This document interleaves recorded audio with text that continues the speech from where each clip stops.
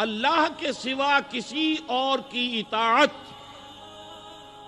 جس سے اللہ کی معصیت لازم آتی ہو، شرک۔ لا طاعت لمخلوق فی معصیت الخالق، مخلوق میں سے کسی کی اطاعت نہیں ہوگی یہ اس معاملے میں جس میں خالق کی معصیت لازم آ رہی ہے۔ ہاں، خالق کے احکام کے اندر والدین کا حکم بھی مانو، اطاعت کرو، اساتذہ کا حکم مانو، کسی اور کو اپنا لیڈر مانا ہے اس کا حکم مانو، لیکن ناٹ بیونڈ۔ وہ جو سرکل ہے کتاب و سنت کا، اس سے باہر نہیں۔ لا طاعت لمخلوق فی معصیت الخالق، یہ آپ الجبرے کے فارمولے کے طور پر اپنے سامنے رکھیے۔ اب اسے اپلائی کیجئے، جیسے فارمولوں کے ذریعے سے پھر بڑے بڑے وہ سم جو ہے وہ حل کیے جاتے تھے سوالات۔ صبح کا وقت ہے، آنکھ بھی کھلی ہے، کوئی اذان کی آواز بھی کان میں آئی ہے، آپ کا نفس کہتا ہے ابھی سو جی۔ آپ نے اپنی چادر یا کمبل کو درست کیا اور کروٹ لی اور سو گئے۔ یہ کیا ہے؟ آپ نے کس کا حکم پیچھے پھینکا اور کس کا حکم مانا؟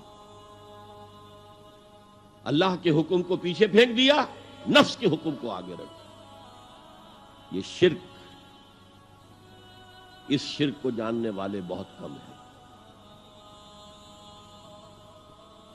مولانا روم نے خوب کہا تھا، نفس ما ہم کم ترس فرعون نیست لیکن اورعون ایراعون نیست۔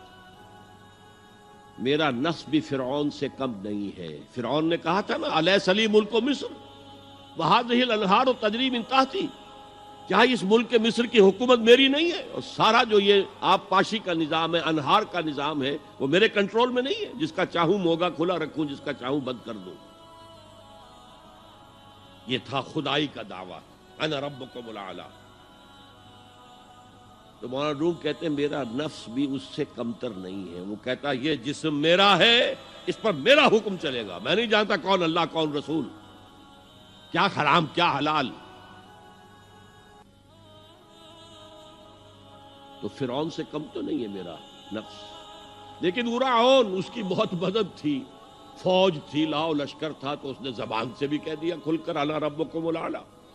میں مسکین ہوں، غریب ہوں، میرے پاس کوئی طاقت نہیں ہے، میں زبان سے تو کچھ نہیں کہہ سکتا، اندر سے میرا نفس یہی کہتا۔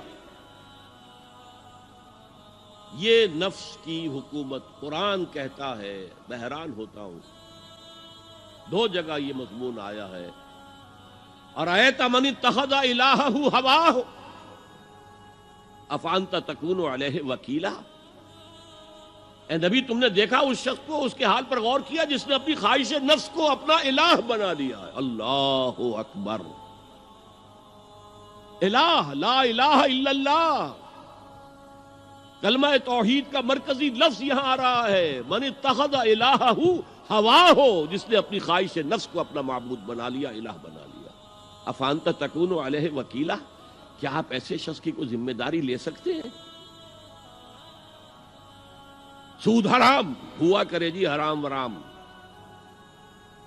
ہمارا دھندا جو ہے وہ آگے بڑھ نہیں سکتا، تو اللہ کے حکم کو پیچھے ڈالا، نفس کے تقاضے کو آگے رکھا۔ کون معبود ہے آپ کا؟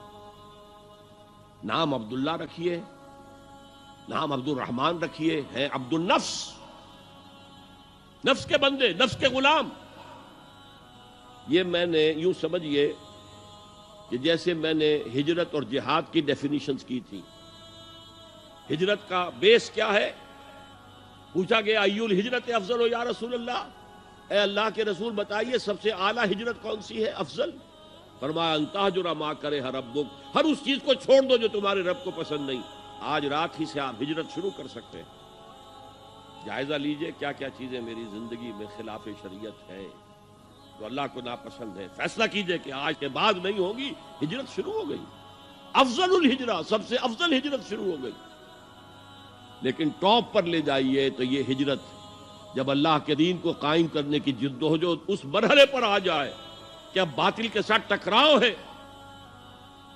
اور اب چاہیے کہ ساری قوت ایک مرکز پر جمع ہو جائے، ہجرت فرض کر دی گئی، وہ ہجرت گھر بار چھوڑ کر، اہل و عیال کو چھوڑ کر، اور مکے کے بھیڑیوں کے رحم و کرم پر چھوڑ کر اپنے گھر والوں کو جو لوگ ہجرت کر کے آئے، حکم تھا۔